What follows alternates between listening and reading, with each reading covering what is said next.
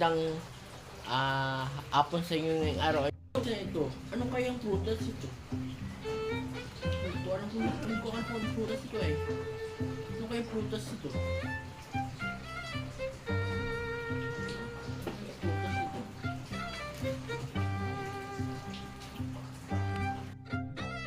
Ang sarap nito.